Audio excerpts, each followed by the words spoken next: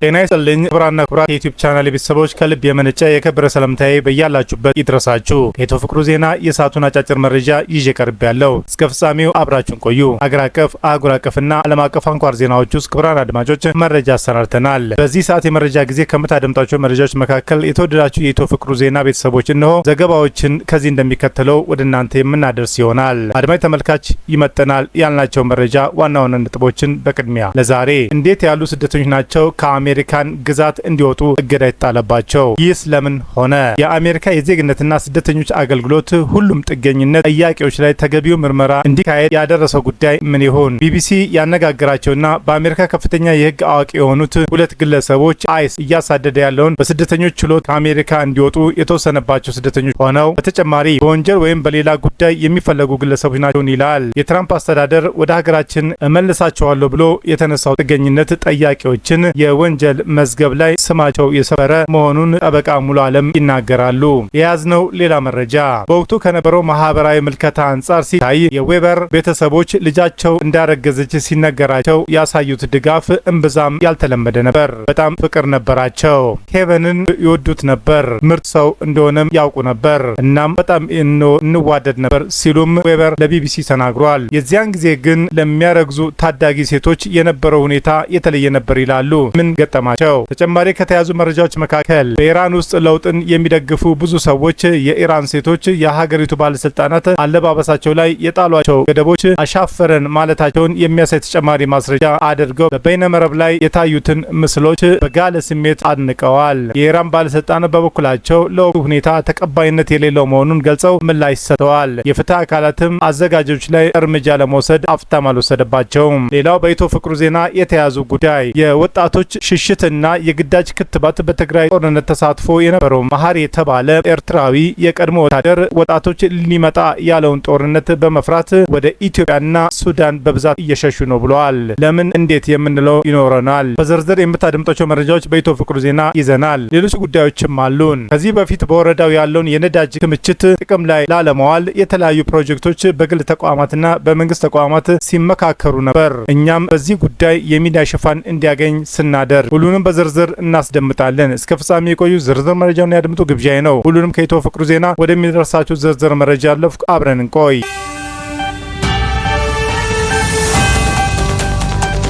ኢትዮጵያውያኑ በአሜሪካ ቆይታ ምን አይነት ጥንቃቄ ማድረግ አለባቸው? ዋሽንግተን ውስጥ አንድ አፍጋናዊ ስደተኛ በሁለት የአሜሪካን ብሔራዊ ዘብ አባላት ላይ ጥቃት ከፈጸመ በኋላ የፕሬዝዳንት ዶናልድ ትራምፕ አስተዳደር የጥገኝነት ጥያቄዎችን በአጠቃላይ አግዷል። የአሜሪካ የዜግነትና ስደተኞች አገልግሎት ሁሉም ጥገኝነት ጥያቄዎች ላይ ተገቢው ምርመራ እስከሚያካሄድ ድረስ እገዳው ጸንቶ እንደሚቆይም አሳውቋል። ትራምፕ የሶስተኛው ዓለም ሀገራት ስደተኞች ወደ አሜሪካ እንዳይገቡ የሚያደርግ ዘላቂ እገዳ ለመጣል እቅድ እንዳላቸው ካመለከቱ በኋላ በአሜሪካ ለስደተኞች ጥገኝነት ጠያቂዎች ያለውን ሁኔታ አስጨናቂ ሆኗል። የአሜሪካ ብሔራዊ ዘብ አባላትን ያቆሰለውና የገደለው አፍጋኒስታዊ ስደተኛ በመሆኑ የአሜሪካ መንግስትም ከአፍጋኒስታውያን የሚቀርቡ ጥገኝነት ጥያቄዎችን መቀበል አቁሞ ነበር።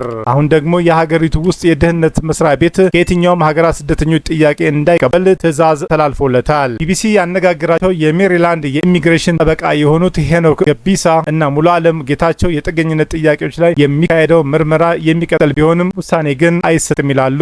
የብሔራዊ ዘብ አባላቱ ላይ ጥቃት ከተፈጸመ በኋላ ትራምፕ የኤርትራንና የሱዳንን ጨምሮ ለ19 የውጭ ሀገር ዜጎች የተሰጡትን የመኖሪያና የስራ ፍቃድ ምርመራ እንዲደረግባቸው አዘዋል። ለመሆኑ የአሜሪካን የስደትና የጉምሩክ መስሪያ ቤት አይስ ሰራተኞች እያሳደዷቸው የሚገኙና ህገወጥ ስደተኞች የሚባሉት እነማን ናቸው? በትራምፕ አስተዳደር ህገወጥ የሚባለው ስደተኛ ማን ነው? የትራምፕ አስተዳደር ሰነድ አልባ ስደተኞችም ቢሆኑ በፍርድ ቤት ከሀገር እንዲወጡ ውሳኔ የተላለፈባቸው ብቻ ከሀገር አስወጣለሁ ሲሉ መናገሩን ጠበቃ ሙሉ ዓለም ያስታውሳል። የተለያዩ ጥናቶች ግን የህግ አስከባሪውን አካላት ከሀገር መውጣት አለባቸው ብለው በቁጥጥር ስር ካዋላቸው ሰዎች መካከል 2/3 የሚሆኑት ምንም አይነት ወንጀል ሪከርድ የሌለባቸው መሆናቸውን ጠበቃው ይገልጻሉ።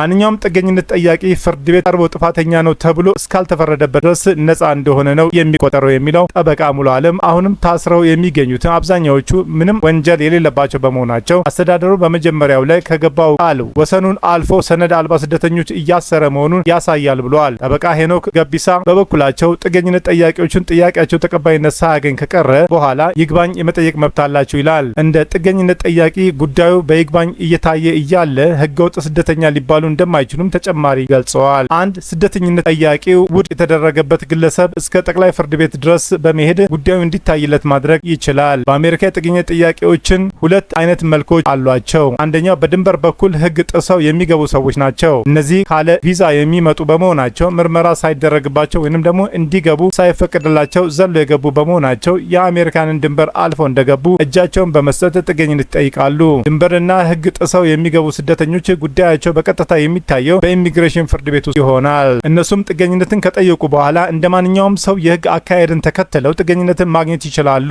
ካላገኙ እስከ መጨረሻው ጠቅላይ ፍርድ ቤት ድረስ ጉዳያቸው እንዲታይ መጠየቅ ይችላሉ።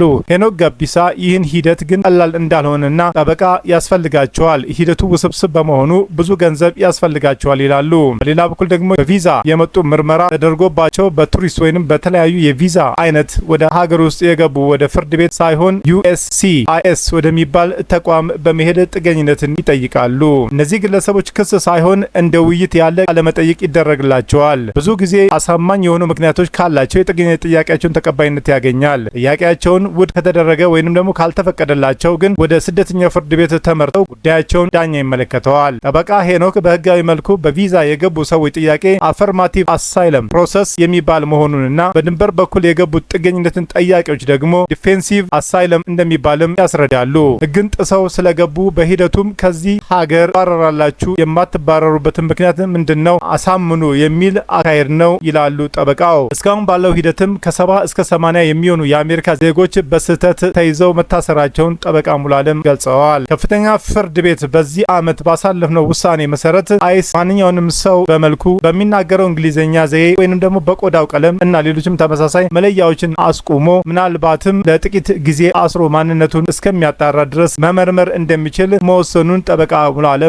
ተናግረዋል። ይህ ብዙ ክርክር ያስነሳ ውሳኔ ነው። በታሪክም ከመጥፎ የከፍተኛ ፍርድ ቤት ውሳኔዎች መካከል የሚጠቀስ ሊሆን ይችላል ብለዋል። የህግ ባለሙያው አስተያየትን ሰጥተዋል። አይስ የጥገኝነት ጥያቄዎች በሂደት ያለ ስደተኛ ሊያስር ይችላልን? ቢቢሲ ያነጋገራቸው የህግ ባለሙያዎች የትራምፕ አስተዳደር የጥገኝነት ጥያቄዎችን በሂደት ላይ ያሉ ስደተኞችን ሊያስር አይችልም ይላሉ። አስተዳደሩ ሊያስር የሚችለው አንድ ሰው ጥገኝነት ጠይቆ ጉዳዩ እየታየለት ሳለ ወንጀል ከሰራ፣ መደበኛ ወንጀል ከፈጸመ መሆኑን አብራርተዋል። ሁለተኛው በድንበር በኩል የገቡ ስደተኞች ማመልከቻቸውን ፍርድ ቤት አስገብተው ጉዳያቸውን እየታየ ከሆነ በየጊዜው ወደሚመለከተው ቢሮ እየቀረቡ ሪፖርት ማድረግ ይጠበቅባቸዋል። በድንበር የገቡ ስደተኞች ታስረው ስለሚለቀቁ ሲወጡ እየተመላለሳችሁ በየጊዜው ሪፖርት ማድረግ አለባችሁ ተብለውም እንደሚታዘዙ ጠበቃ ሄኖክ ገቢሳ ይናገራሉ። ይህ ኦልተርኔቲቭ ቴንሽንስ የሚባል ነው። በሚፈልጉት ጊዜ ሄደው ሪፖርት ካላደረጉ ወዲያውኑ ተይዘው እስር ቤት ሊገቡ ይችላሉ። እነዚህ ስደተኞች እስር ቤት ቢገቡም ግን የጥገኝነት ጥያቄያቸውን ከእስር ቤት ሆነው ይከታተላሉ። ይህ ግን አይስ ይዟቸው ወደ ሀገራቸው ይመልሳቸዋል ማለት አይደለም በማለት ጠበቃ ሄኖክ ያብራራሉ። ማንም ሰው እዚህ ሀገር ውስጥ ገብቶ ወደ ሀገሩ እንዲመለስ ለማድረግ የዳኛ ውሳኔ ያስፈልጓል የሚሉት ጠበቃው ከእስር ቤትም ይሁን ከእስር ቤት ውጪ ጉዳዩን ተከታትሎ ለማስፈጸም የዳኛ ውሳኔ ያስፈልጋል።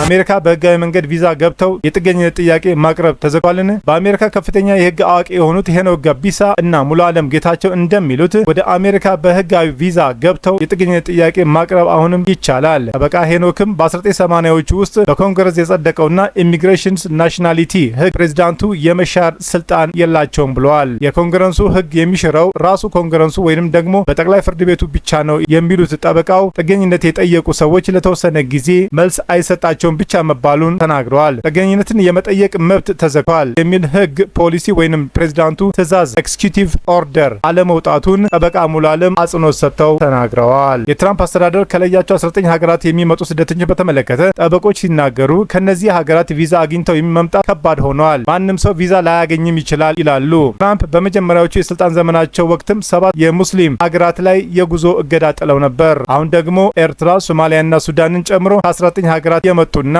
የመኖሪያና የስራ ፍቃድ ያላቸውን ስደተኞች ሰነዳቸው ዳግም ምርመራ እንደሚደረግበትም ተገልጿል።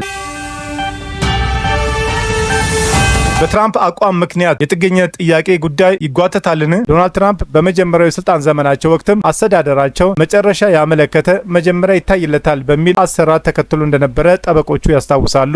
ይህን ያደረጉበትን ምክንያት ቶሎ የጥገኝነት ጥያቄዎችን በመዝጋት የስራ ፍቃድ ሳያገኙ ከአሜሪካ የሚወጡበትን መንገድ ለማመቻቸት መሆኑን ጠበቃ ሙሉ አለም ይናገራሉ። ይህም በመጀመሪያዎቹ ትራምፕ የስልጣን ዘመን ወቅትም ለ2 ዓመታት ይህ ተግባራዊ ተደርጎ የኮቪድ ወረርሽኝ በመከሰቱ ተቋርጧል። አሁን ለሁለተኛው የትራምፕ አስተዳደር ሲመጣ ደግሞ የቀድሞ አሰራር መልሰው ተግባራዊ ማድረግ መጀመራቸውን ጠበቆቹ ይናገራሉ። በሚገርመው ሁኔታ ተቃራኒውን ነው እያየን ያለ ነው የሚሉት ሄኖክ ገቢሳ ትራምፕ ወደ ስልጣን ከመጡ ወዲህ ለጥገኝነት ጠያቂዎቹ ኑሮ ከብዷል ይላሉ። ይሁን እንጂ በህጋዊ መንገድ ለገቡ ሰዎች ጥያቄያቸውን የሚያስተናግዱበት ፍጥነት በጣም መጨመሩን ጠበቆቹ ይገልጸዋል። በህጋዊ መንገድም የገቡ ሰዎች ቃለ መጠይቅ እንዲደረግላቸው ድሮ 9 እና 10 ዓመት ነበር የሚጠብቁት የሚሉት የህግ ባለሙያው አሁን ግን በ1 እና በ2 ወር ውስጥ ቃለመጠይቁ ሊያጥር እንደሚችልም ይናገራሉ። ጠበቃ ሙሉ አለም በ90 በመቶ የሚሆኑ ጥገኝነት ጥያቄ አመልካቾች ከ90 ቀን እስከ 180 ቀን በሆነው ጊዜ ውስጥ ለቃለመጠይቅ እንደሚጠሩ ይናገራሉ። ውሳኔ የማግኘት እድላቸውም ደግሞ 50 በመቶ መሆኑን ገልጸዋል። 50 በመቶ የሚሆኑትም ከ6 ወር በላይ ይወስዳል ብለዋል። ጠበቃ ሄኖክም ፕሬዚዳንት ትራምፕ ወደ ስልጣን ከመጡ በኋላ አሳማኝ ማስረጃ፣ አሳማኝ ጉዳይ ያላቸው ሰዎች፣ እውነተኛ ጥገኝነት ፈላጊዎች በ2 ወር ውስጥ ወረቀት ያገኙት በጣም ብዙ ደንበኞች አሉኝ። ኢትዮጵያዊ ጥገኝነት ጠያቂዎች ምን ጥንቃቄ ያድርጉ?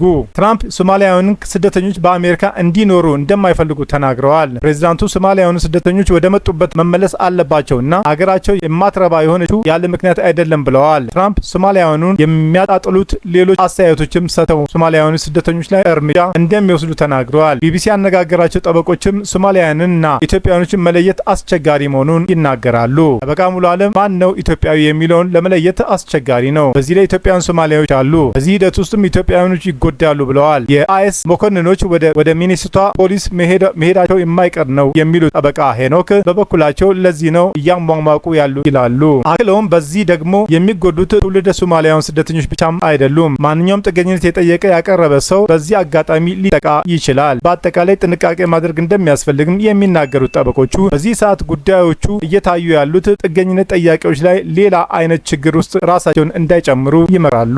መኪና የሚያሽከረክሩበትም ወቅትም ጥንቃቄ ማድረግ፣ ጠጥቶ አለማሽከርከር፣ ከተገቢው ፍጥነት በላይ አለመንዳት፣ በሚንቀሳቀሱበትም ተገቢውን ሰነዶቻቸውን ይዘው መንቀሳቀስ፣ ከጸጥታ አካል ጋር አምባጓሮ አለመፍጠር፣ የህግ ወይንም የጸጥታ አካላትን ሲያቆሟቸው ያለመታሰር በሚል ለማምለጥ አለመሞከር ማድረግ ካለባቸው ጥንቃቄዎች መካከል መሆናቸውን ባለሙያዎቹ ዘርዝረዋል። የጥገኝነት ጥያቄ እየታየ ያለው ስደተኞቹ ስራ ፈቃዳቸውን ወይም ደረሰኞቻቸውን ለጸጥታ አካላት አስፈላጊ በሆነበት ጊዜ ሁሉ ማሳየት፣ በቪዛ ያሉ ቪዛቸውን ማሳየት እንደሚጠቅማቸውም መክረዋል። ከትዳር ወይንም ከፍቅር አጋር ጋር አምባጓሮ ውስጥም አለመግባትም የጸጥታ አካላት ትኩረትን ለመቀነስ እንደሚያግዛቸው ጨምሮ ተናግረዋል። ከተያዙ ግን ወዲያውኑ ወደ ኢሚግሬሽን ጠበቃ መደወል ይኖርባቸዋል። ሁሌም የጠበቃ ስር ይዘው መንቀሳቀስና በቁጥጥር ስር ከዋሉ ለጠበቆቻቸው ወዲያውኑ ማሳወቅ እንዳለባቸው ምክራቸውን ለግሰዋል።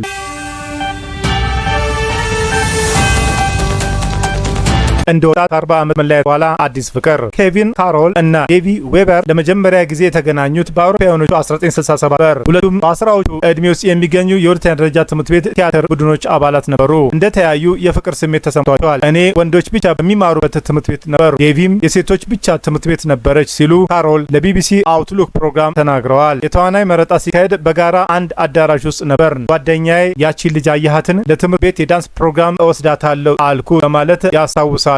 ምን ገረማቸው? ዌብነር በበኩላቸው ለተዋናይ መረጣው ከሌላ ትምህርት ቤት ከመጡ ሴቶች አንዳቸውንም ስለማላውቅ አዳራሽ ውስጥ ብቻዬን ተቀምጬ ነበር። እርሱን እንዳየሁት ግን አስታውሳለሁ። ካየኋቸው ወንዶች በሙሉ ቆንጆ ነበር ይላሉ። ካሮልና ዌበር አንድ ላይ ወደ ዳንስ ፕሮግራም በመሄድ ብቻ አላበቁም። ከዚያ ጊዜ ጀምሮ የሚነጣጠሉ ሰዎች አልሆኑም። አንድ ጊዜ ለመጋባት ቀላል የሆነ ሂደት ወዳለበት ሜሪላንድ ለመጥፋት ጭምር አቅደው ነበር። ኋላ ግን ነገሮች ተቀያየሩ። ዌብነር ማርገዟ ህልማቸውን 40 ዓመት ለሚሆን ጊዜ እንደሚለያዩ ምክንያት ሆነ። ዛሬ በድጋሜ ተገናኝተዋል። በወጣትነታቸው ሊቀጥሉት ያልቻሉትን ፍቅር እያጣጣሙ መሆኑን ይናገራሉ። እዚህ የደረሱበት መንገድም ግን የሆሊውድ ፊልም ይወጣዋል። ያልተጠበቀ ዜና። ዌብነር ለብቸኛ እናቶች ወደ ተዘጋጀው ቤት ለመላክ ዝግጅት ተደርጎ ነበር። እናቴ ኬቪን ቅዳሜና እሁድ እየመጣ እንዲወስደኝ ፈቅዳ ነበር። ወተን በመኪና ተንሸራሽረን እና አብረን ራት እንበላ ነበር በማለት ያስታውሳሉ። በወቅቱ የሚያስቡት ነገሮች ሲመቻቹ እንደሚጋቡና የምትወልደውም ልጃቸውን በጋራ እንደሚያሳድጉ ነው። ካሮል በዚህ ሀሳብ እጅጉኑ አምነውበት ስለነበረ እናታቸው ጎትጉተው የአሜሪካ ሰራዊት ውስጥ ተመዘገቡ። ለወታደርነት ከተመዘገብኩኝ ባንጋባም እንኳን ለዴቪ ገንዘብ መላክ እንደሚችል ሰራዊቱ የእርሷንና የልጄን ሕክምና እንደሚሸፍን አውቄ ነበር ሲሉ ይህንን የወሰኑበትን ምክንያት ያብራራሉ። ስልጠና ጨርሼ ስመጣ መጋባት እንደምንችል ነበር ተስፋ ያደረኩት ይላሉ። ይህ ሁሉ ግን ከተስፋነት አልተሻገረም። ወታደራዊ ስልጠና ላይ ያለው ዌበር ልጇን ለማደጎ ልትሰጥ እንደሆነ የሚገልጽ ደብዳቤ ጻፈችለት። ስሜቴን አስታውሰዋለሁ ይላሉ ካሮል እንባ በተናነቀው ድምጽ። ስሜቴን ማሳየት የማልችልበትን ስፍራ ከበርካታ ወታደሮች ጋር ስልጠና ላይ ነበር። በውስጤ ግን ዓለም ሁሉ የተደፈነብኝ ነበረ ሲሉ በወቅቱ የተሰማቸውን ገልጸዋል። ህይወት ተመዝማዛ። ወደ ቪየትናም ለጦርነት ሊላኩ በዝግጅት ላይ ካለው ካሮል ጋር ግንኙነቷን ያቋረጠችው ዌበር ልጇን አሳልፋ የመስጠት ሀሳቧ እጅጉን አስጨንቋት ነበር። በኋላ ላይ ልጇን በማደጎ ለመውሰድ ፈቃደኛ የሆኑ ቤተሰብ እንዳለ ሐኪም ሲነግራት እፎይታ ተሰምቷታል። 4 ልጆች ያሏት አንድ ቤተሰብ አለ። እናትየዋ ተጨማሪ ልጅ መውለድ አልቻለችም። ሴት ልጅ ካለሽ በማደጎነት ሊወስዱ ይፈልጋሉ ሲል ሐኪም ነገራት። ዌበር ልጇን ከወለደች በኋላ በቅጡ ለማታውቀው ቤተሰብ ሰጠች። ብዙም ሳይቆይ ቤተሰቧ ወደ አዲስ ህይወት ተሻገረ። ካሮል ደግሞ ቪየትናም ውስጥ እየተዋጋ ነበር። ስራዬ በውጊያ የተመታ አብራሪዎችን ማዳን ነበር። እንደ አውሮፓውያኖቹ አቆጣጠር በጥቅምት 10 1969 ትጥቅ አድራሽ ሄሊኮፕተርን ለማዳን ሄድን በማለት ጉዳት እንደደረሰባቸው ስለማስረዳት እንደደረሰባቸው ስላደረገው ዘመቻ ያስታውሳሉ። በዚህ ኦፕሬሽን ወቅትም እጅ እግርና ጀርባቸው በፍንጥርጣሪ ተመቷል። ከዚያ ስፍራ ህይወት የመውጣ አልመሰለኝም ነበር። ከፈጣሪ ጋር ምጉት ገጠምኩ። እዚህ ምድረ በዳ መሃል ከቤት በሺዎች ኪሎ ሜትር ርቀህ ዴቪን ድጋሜ ሳላያት ልጄን ሳላይ እንድሞት አታደርገኝ እንደሆነ ማመን አልችልም አልኩ ሲሉ ከፈጣሪ ጋር የገቡትን ክርክር ያስረዳሉ። በድንገት ግን ሌላ ወታደር ደረሰላቸው። ካሮል ለሕክምና ወደ ፊሊፒንስ ከዚያም ወደ ጃፓን ተወሰዱ። ወደ አሜሪካ የተመለሱት ካገገሙ በኋላ ነበር። በወቅቱ 18 ቀዶ ሕክምና ነው የተደረገልኝ። ከዚያ በኋላ ደግሞ ሌላ 20 ቀዶ ሕክምና አድርጌያለሁ። መጀመሪያ በዊልቸር ነበር። ከዚያ በሁለት እጅ ወደ መያዝ ባለጎማ መራመጃ ቀየርኩ። ከሱ ደግሞ ወደ ክራንች፣ ከክራንች ወደ ከዘራ ተዘዋወርኩ። በፍጹም ወደ ኋላ አልተመለከትኩም ይላሉ። ይህ ሁሉ ሲሆን ካሮል ዌብነር ለማግኘት እየሞከሩ ነበር። ጸጸት ውስጥ ያለችው ዌበር ደግሞ ለመርሳት እየሞከረች ነው። በርካታ ጊዜያትን አግብታለች። 3 ልጆችንም ወልዳለች። መጨረሻ ላይ ግን ባለቤቷ አርፎ ብቸኛ ነበረች። ሁለቱም ወላጆች ለማደጎ የሰጧትን ልጃቸውን ለረጅም ዓመታት አግኝተው አያውቁም ነበር። ፍቅር እንደገና። በጊዜ ሂደት ዌብነር ከነበራቸው ትዳሮች ለወለዷቸው ሴት ልጆቻቸው እውነቱን ለመናገር ወሰኑ። የእናቶች ቀን ነበር። ኩሽና ውስጥ ነበር። የምነግራችሁ ነገር አለ። ወጣት እያለው ልጅ ነበረኝ አልኩ። እኔ እና ኬቪን እንዴት በፍቅር እንደወደቅን ጭምር ሁሉንም ነገር አብራራው በማለት ያስታውሳሉ።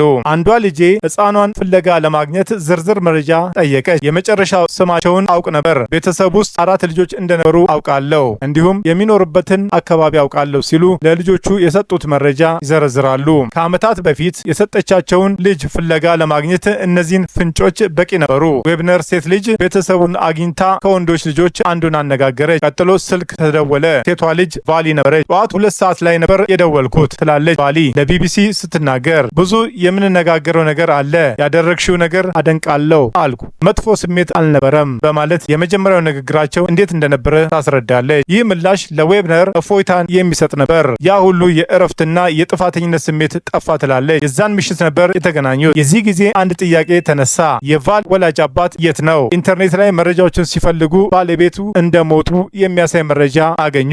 ከዚያም ለዌብነር ደብዳቤ ተጻፈ። በቅርቡ ባለቤትን ስላጣ አዝናለሁ። ስለ ልጅነት ጊዜያችንን ብናወራ ደስ ይለናል። ደህና እንደሆንክም ተስፋ አደርጋለሁ በማለት ወደ ስልክ ቁጥራቸው መልእክት ላኩ። ካሮል የደረሳቸው መልእክት እንደ ተአምር ነው የቆጠሩት። ደብዳቤውን ያገኙበት ጊዜም መቼም ቢሆን አልረሳውም። ቀጥታ ወደ ስልኩ ሄጄ የተነጋገርን እንደሆነ ማመን አልችልም አልኩ ይላሉ። በዚህ ሰዓት የቀድሞ ፍቅረኛቸው ማግኘታቸውን እንጂ ስለ ልጃቸው አልሰሙም ነበር። ዌብነር የምነግር ነገር አለ። ልጃችንን አግኝቻታለሁ። ልትተዋወቃት ትፈልጋለን በማለት ካሮልን ጠየቁ።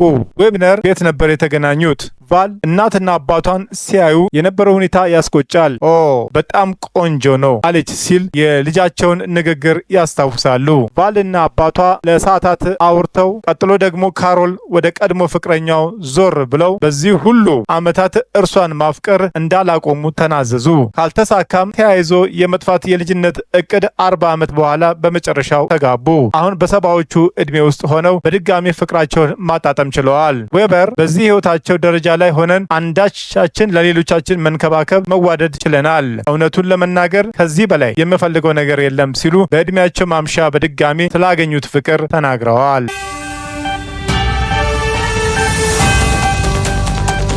ኢራን ሂጃብ ያለበሱ አዘጋጆችን አሰረች። የኢራን የፍትህ አካላት እንዳሉት 2 የማራቶን አዘጋጆች ሂጃብ ያለበሱ ሴቶች በሩጫ እንዲሳተፉ መፍቀዳቸውን በቁጥጥር ስር ዋሉ። ይህ እርምጃ የተወሰደው አርብ ዕለት በውድድሩ ላይ የተሳተፉና ሂጃብ ያለበሱ ሴቶች ምስሎች በበይነ መረብ ላይ ከታዩ በኋላ ነው። 2000 ሴቶችና 3000 ወንዶች በኢራን ደቡባዊ የባህር ዳርቻ በምትገኘው ኪሹ ደሴት በተካሄደው ማራቶን በተናጠል ተሳትፈዋል። ከሴቶች ተወዳዳሪዎች መካከልም አንዳንዶቹ ቀይ ቲሸርት ያደረጉ ሲሆን ሂጃብ ወይንም ሌላ የራስ መሸፈኛ እንዳለበሱ ግልጽ ነው። ይህ የተለያየ አስተያየቶችን አስተናግደዋል። አንዳንድ ሴቶች ተወዳዳሪዎች በሂጃብ ላይ ያሉት ህጎች መጣሳቸው ብቻም ሳይሆን ከጀመሩ ማራቶኑን ማካሄድም ከሀገሪቱ መንፈሳዊ የእስልምና አመራር ውግዘት ገጥሞት ነበር። ከጥቂት ዓመታት በፊትም ብዙ ኢራናውያን ሴቶች የስፖርት ልብስ ለብሰው ከወንድ ተሳታፊዎች ተለይተው ቢሆን እንኳን እንዲህ ባለ ሰፊ የህዝብ ዝግጅት ላይ መሳተፋቸው እንደ ጥፋት ይቆጠር ነበር።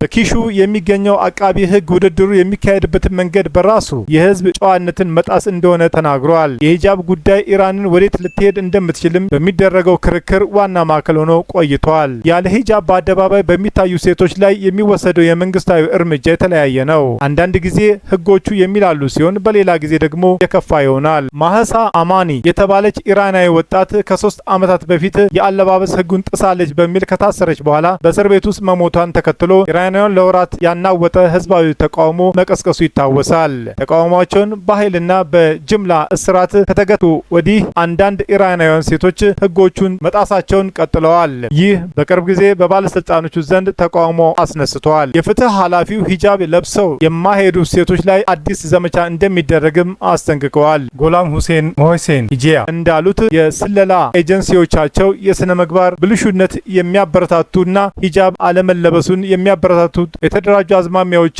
ለይተው ሪፖርት እንዲያደርጉ ታዘዋል። በኢራን መሪዎችና በብዙ ዜጎች በተለይም በወጣት ትውልድ መካከል የሴቶች አለባበስ ላይ ያለውን ክልከላና ዩንታ ማለቂያ የሌለው ፍጥጫ መንስኤ ነው።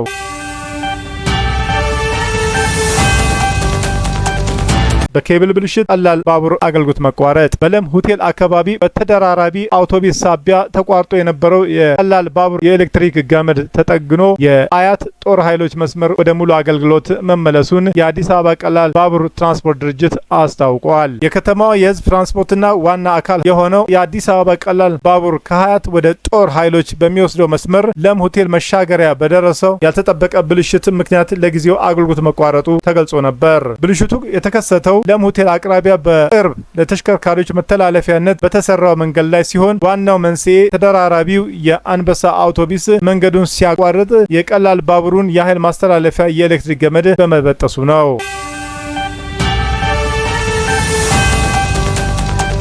ኢትዮጵያና ኤርትራ ደግሞ ወደ እርስ በርስ ጦርነት የመግባት እንቅስቃሴ። ኢትዮጵያና ኤርትራ ዳግም ወደ እርስ በርስ የመወነጃጀል እና የጦርነት ቅስቀሳ ክስ ውስጥ መግባታቸውን ተከትሎ የኤርትራ ነዋሪዎች ከፍተኛ ስጋት ውስጥ መውደቃቸውን ኤኤፍፒ ዘግበዋል። በአስመራ ነዋሪ የሆነው ከዚህ ቀደም በነበረበት የድንበር ግጭት እንዲሁም በትግራይ ጦርነት የተሳተፈው ተወልደ ለደህንነቱ ሲባል ስሙ የተቀየረ ሌላ ጦርነት እንዳይነሳ እየጸለየ መሆኑን ተናግሯል። ጦርነቱ ከተጀመረ ብዙ ልጆች አባት አልባ ይሆናሉ፣ እናቶች ባሎቻቸውን፣ ወላጆች ልጆቻቸውን ያጣሉ ሲልም ስጋቱን ገልጸዋል። የጋለ ውጥረትና የጦርነት ዝግጅት ክስ ኢትዮጵያና ኤርትራ ባለፉት ዓመታት በትግራይ ኃይሎች ላይ በጋራ ሲዋጉ የቆዩ ቢሆንም የፕሪቶሪያው ሰላም ስምምነት ተከትሎ ግንኙነታቸው መሻከሩን ይታወሳል። ኤርትራ ኢትዮጵያ የአሰብን ወደብ ለመውሰድ እያቀደች ነው በሚል ክስ ስታቀርብ ኢትዮጵያ የውጭ ጉዳይ ሚኒስትር ጌዲዮን ጢሞቴዎስ በበኩላቸው የኤርትራ ትንኮሳና ጠብ አጫሪነት የኢትዮጵያን ትዕግስት እየፈተነ ነው ሲሉም በቅርቡ መናገራቸው ይታወሳል።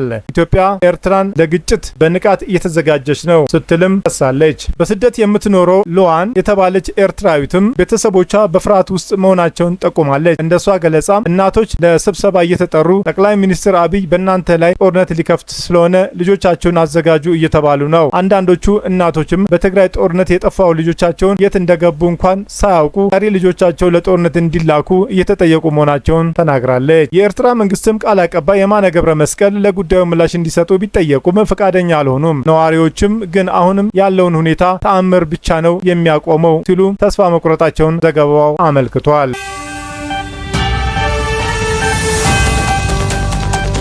በተሰነጠቁ መሬቶች አማካኝነት የወጣው ነዳጅ በአካባቢው የሚገኙ ውሃዎችን እየበከለ ነው። በደቡብ ወሎ ዞን ለገሂዳ ወረዳ የነዳጅ ክምችት በተፈጥሮ አስገዳጅነት ከከርሰ ምድር በላይ መውጣት ከጀመረ ከ7 ዓመት በላይ ሲያስቆጥር እስካሁን ጥቅም ላይ እንዲውልም ባለመሰራቱ አሁንም የነዳጅ ድፍድፉ መሬት ሰንጥቆ እየወጣ መሆኑን በደቡብ ወሎ ዞን ማዕድን ሀብት ልማት መምሪያ ለመረጃ ምንጭ ገልጸዋል። በመምሪያው የማዕድን ስራዎችና ፍቃድ አስተዳደር ቡድን መሪ የሆኑት አቶ ጀማል እንድሪስ ይህን የነዳጅ ክምችት አዋጭነቱን ተጠንቶ ጥቅም ላይ እንዲውል ለማድረግ በተደጋጋሚ ለማዕድን ሚኒስትር ጥያቄ ሲያቀርቡ መቆየታቸውንም ተናግረዋል። አቶ ጀማል እንድሪስ በዝርዝር ምን አሉ? እኛ ማድረግ የምንችለውን ጥናት እንዲካሄድበትን ግፊት ማድረግ ነው። በዚህ መሰረትም በ2011 ዓ.ም ማዕድን ሚኒስቴር በጉዳዩ ላይ ውይይት አካሂዶ ነበር። በሰዓቱም ሀብቱ እንዳለ ከመሬት በላይ በምልከታ ተገልጦ እየታየ ስለሆነ ሀገራችን እና የአካባቢው ማህበረሰብ እንዲጠቀም ለማድረግ ጥናት እንዲካሄድ ጥያቄ አቅርበንላቸው ተቀብለውን ነበር።